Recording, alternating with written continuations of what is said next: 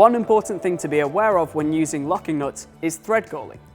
This is where too much pressure and friction on installation causes the threads of the bolt and nut to seize together, making it almost impossible to remove them from one another without having to either cut the bolt or split the nut.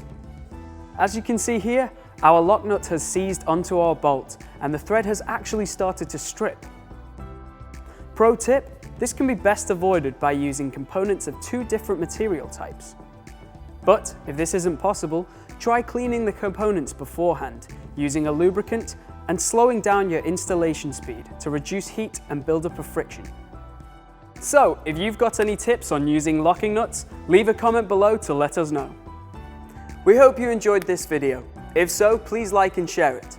You can also follow us on social media or subscribe to the YouTube channel, remembering to click the bell to stay notified for more tutorials and announcements. Thank you for watching and have a great day. And let us know, what can you build?